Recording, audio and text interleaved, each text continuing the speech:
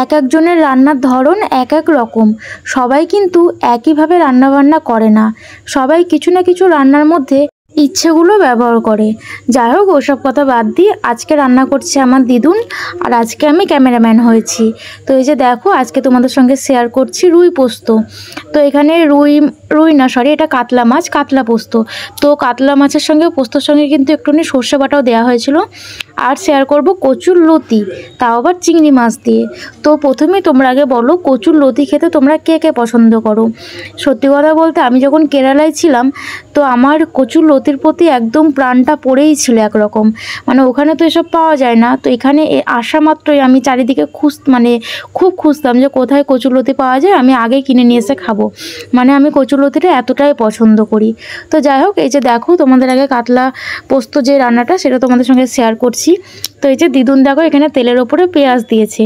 তো আমি হলে না এই পেঁয়াজটা ব্যবহার করতাম না, কারণ আমার কাছে মনে হয় যে কাতলা পোস্ত বা সর্ষে বাটার মধ্যে একটু নিরামিষভাবে করলেই যেন বেশি ভালো লাগে।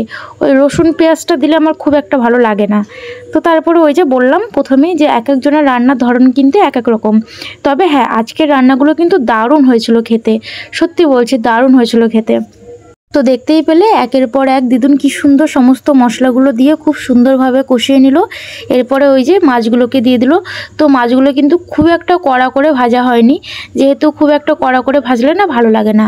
তো আমি যদি এই রান্নাটা করতাম, আমি কিন্তু মাছটা একটু কড়া করতাম এইটার তুলনায়। তো আমার কাছে কাতলা পোস্ততে একটু কড়া ভাজা হলেই ভালো লাগে। আর যেগুলো ঝোল হয়, মানে পাতলা ঝোল আর তরকারি হয় মাছের, সেগুলো তো হালকা ভাজা করি। তো যাই হোক, এই যে লাস্টে ধনেপাতা দিয়ে নামিয়ে নিল। তো রান্নার লুকটা কিন্তু দারুণ হয়েছিল। আর এখানে আমি ওই যে সকাল থেকে বসেছি এই কচুর লতিগুলো নিয়ে। তো এই কচুর লতিগুলো সমস্তগুলো আমি আর আমার মা দুজন মিলে ছাড়িয়েছি। তো এত সময় লেগেছে, কি আর করব। তো সবাই দুজন মিলে এখন ছাড়ানোর পরে হয়ে গেছে। তারপরে যে দিদুন চলে এসেছে রান্না করতে। তো দিদুন এই কচুর লতিটাও আজকে দারুণ রান্না করেছিল। তো যেহেতু লতিগুলো বাজার থেকে কেনা, তাই আমরা জানি না যে কেমন কি হবে, তাই ওই একটুখানি তেঁতুল দিয়েছিল সেদ্ধর মধ্যে, যাতে গলাটা না ধরে। তো লতিটা কিন্তু আজকে সত্যি খুবই ভালো ছিল, কারণ কোনো রকম অসুবিধা হয়নি। তো দেখো এখানে চিংড়ি মাছ দিয়ে কিন্তু লতিটাও রান্না হয়ে যাচ্ছে। তো এখানে তেলের উপরে লতিটাকে একটু সুন্দরভাবে ভেজে নিচ্ছে মশলার সঙ্গে। আর লতিতে কিন্তু খুব একটা মশলা ব্যবহার করা হয় না, ওই আর কি সর্ষে বাটা আর একটু কাঁচা লঙ্কা বাটা দিলেই হয়ে যায়। তো এই যে দেখো লতিটা রান্না প্রায় হয়ে গেছে, এর মধ্যে চিংড়ি মাছ দিলেই কিন্তু হয়ে যাবে। তো আমার কাছে চিংড়ি মাছ দিয়ে লতি অতটা ভালো লাগে না, আমার নিরামিষ লতি রান্নাটাই বেশি ভালো লাগে। তোমাদের কার কোনটা পছন্দ অবশ্যই কিন্তু আমাকে কমেন্ট করে জানিও। আজকের মতো ভিডিওটা এই পর্যন্তই। কেমন লাগলো জানাবে। টাটা।